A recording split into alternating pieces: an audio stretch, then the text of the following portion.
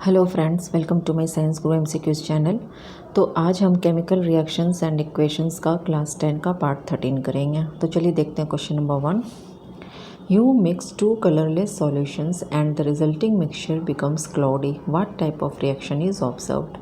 अगर आप दो कलरलेस सॉल्यूशंस को मिक्स करते हो तो जो मिक्सचर बनता है हमारा वो क्लाउडी रहता है। तो ये किस तरह का रिएक्शन है? नंबर 1 एसिड बेस रिएक्शन है, या नंबर 2 प्रेसिपिटेशन रिएक्शन है, या नंबर सी रिडॉक्स रिएक्शन है, या नंबर डी फिजिकल रिएक्शन है।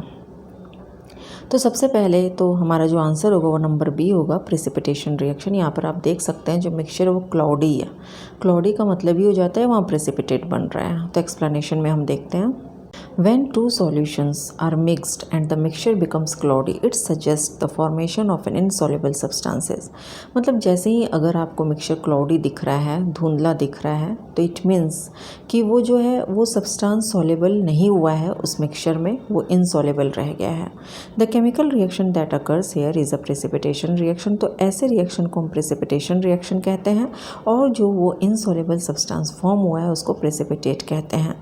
ये एक डबल डिस्प्लेसमेंट रिएक्शन भी होता है। एग्जाम्पल के लिए देखिए, sodium sulphate plus barium chloride Na2SO4 plus BaCl2। ये BaSO4 प्लस 2NaCl दे रहा है। इट मीन्स सोडियम सल्फेट का जो सल्फेट ग्रुप है वो बेरियम की तरफ गया, और बेरियम क्लोराइड का जो क्लोराइड ग्रुप है वो सोडियम की तरफ गया। तो इसको हम कहेंगे डबल डिस्प्लेसमेंट रिएक्शन, और इसमें जो बेरियम सल्फेट है वो प्रेसिपिटेट है। अब हम देखते हैं question number 2। Constituents of the compounds can be separated by. Compounds का जो कंस्टिट्यूएंट्स होता है ना, कि मतलब जिन चीज़ों को मिलाकर कंपाउंड बनता है, जिन भी चीज़ों का मिक्सचर होता है कंपाउंड, उन कंस्टिट्यूएंट्स को हम कैसे सेपरेट कर सकते हैं? नंबर ए केमिकल रिएक्शन द्वारा, number B physical methods, number C neither A nor B, number D दोनों ही मेथड से, chemical reactions and physical methods. तो इसमें कौन सा ऑप्शन सही है? तो एक्सप्लेनेशन आप देखिए, the components of a compound are chemically combined. तो कंपाउंड का जो कंपोनेंट्स होता है वो आपस में केमिकली कंबाइंड होता है, और उसे हम इजीली फिजिकल मेथड से सेपरेट नहीं कर सकते हैं। इसीलिए इनके सेपरेशन के लिए हमें केमिकल रिएक्शन करना होता है। तो हमारा करेक्ट ऑप्शन जो होगा option number A chemical reactions होगा।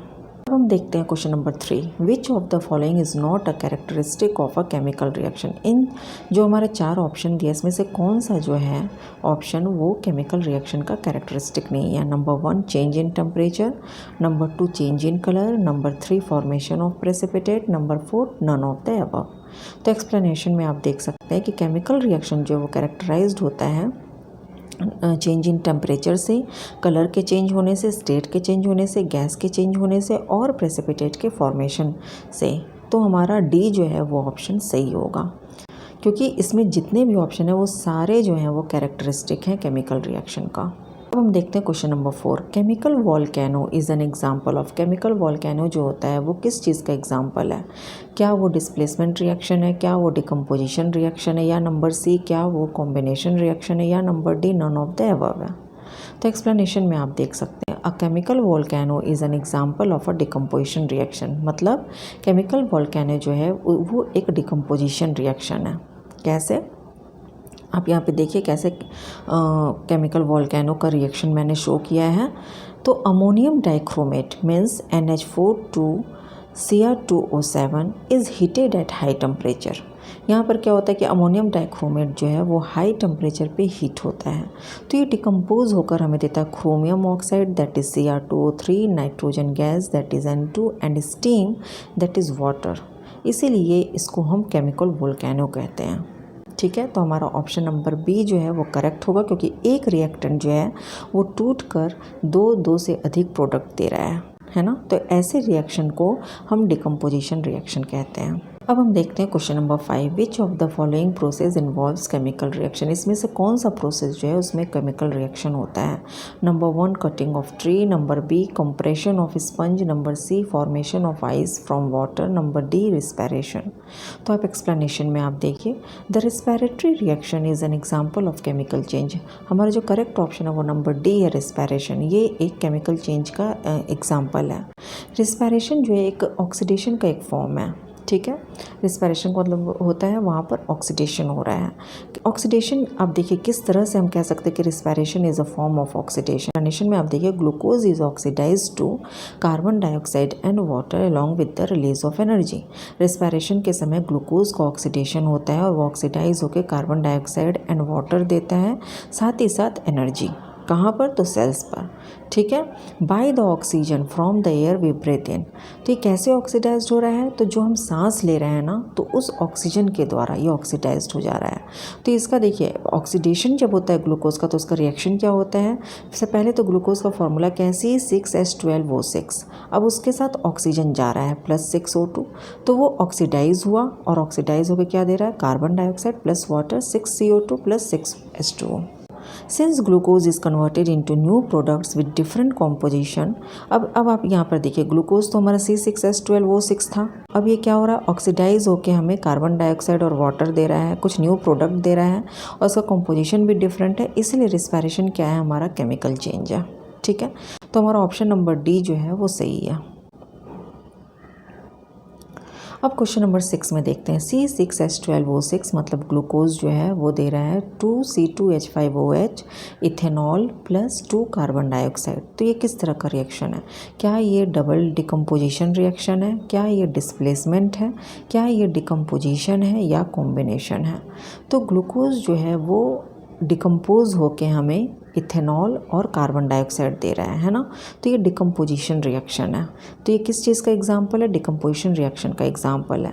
डिकम्पोजिशन रिएक्शन में a single compound breaks down.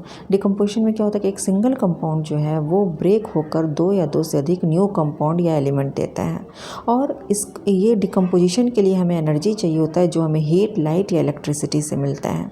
इस वजह से हमारा ऑप्शन सी जो है वो सही होगा।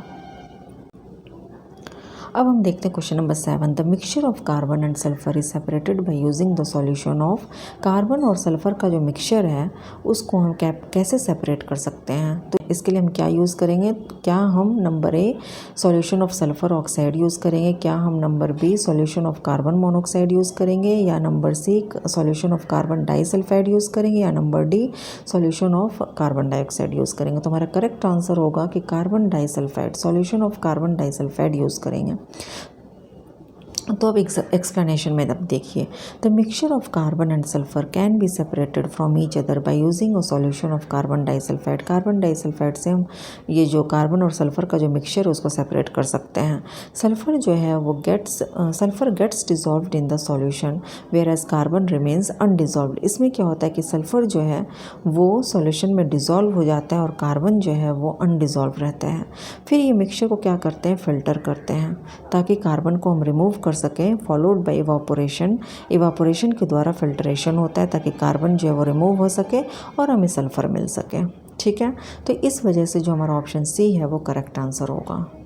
अब देखते हैं question number 8। Study the following chemical reactions. अब आपका 2 रिएक्शन दिया हुआ है। Fe + CuSO4 give rise to FeSO4 + Cu and 2AgNO3 + Cu give rise to copper nitrate that is CuNO3 का होल 2 + 2Ag। और इसमें क्वेश्चन पूछा जा रहा है the metals present in the reactions can be written in the increasing order of reactivity. इसमें जो अब ये जो 2 रिएक्शन इसमें जो मेटल्स प्रेजेंट हैं उसको रिएक्टिविटी से जो उसका रिएक्टिविटी उसको इंक्रीजिंग ऑर्डर में लिखना है, ठीक है। जो भी मेटल्स है उसका जो रिएक्टिविटी उसके जो ऑर्डर रहेगा वो इंक्रीजिंग ऑर्डर में लिखना है। तो हमारे पास 4 ऑप्शन दिए हुए हैं। तो अब एक्सप्लेनेशन में आप देखिए कि वी नो दैट, हम जानते हैं कि जो मोर रिएक्टिव मेटल है वो लेस रिएक्टिव मेटल को डिस्प्लेस कर देता है। तो फर्स्ट रिएक्शन में आप देखो कि आयरन जो है वो कॉपर को डिस्प्लेस कर रहा है, इट मीन्स आयरन कॉपर से ज़्यादा रिएक्टिव है। और सेकेंड रिएक्शन में कॉपर जो है वो सिल्वर को डिस्प्लेस कर रहा है, इट मीन्स कॉपर जो है वो सिल्वर से ज़्यादा रिएक्टिव है। तो अब हमने देख लिया इसका कौन किससे ज़्यादा रिएक्टिव है, तो उसके अकॉर्डिंग हमने देखा कि सिल्वर जो है वो सबसे कम होगा, इंक्रीजिंग यानी छोटा से बड़ा, यानी सबसे कम रिएक्टिव सिल्वर है, उससे ज़्यादा कॉपर और सबसे ज़्यादा आयरन है, ठीक है। तो इस तरह से हमारा जो ऑप्शन होगा AgCuFe वो करेक्ट ऑप्शन होगा। अब देखते हैं question number 9। Precipitate in a reaction is indicated by which arrow mark, इसमें एरो मार्क दिया हुआ है आपका, एक राइट हैंड साइड, एक लेफ्ट हैंड साइड, एक अप एंड एक डाउन। तो आपको ये बताना कि प्रेसिपिटेट जब रिएक्शन में फॉर्म होता है तो उसको हम किस एरो से समझाते हैं, तो उसको हम डाउन एरो से समझाते हैं। क्यों? प्रेसिपिटेट का मतलब होता है इनसॉल्युबल पार्ट, और जो चीज़ इनसॉल्युबल रह जाता है मिक्सचर में वो तो नीचे जाकर बैठ जाता है, सेटल डाउन हो जाता है, क्योंकि उसमें डेंसिटी होता है, वो ज़्यादा डेंसर होता है, ठीक है, भारी होता है, इसलिए वो नीचे सेटल डाउन हो जाता है। और इस वजह से इस प्रेसिपिटेट को हम डाउनवर्ड एरो से डिनोट करते हैं। तो अगर आपको ये मेरा वीडियो पसंद आया तो please like and subscribe my channel.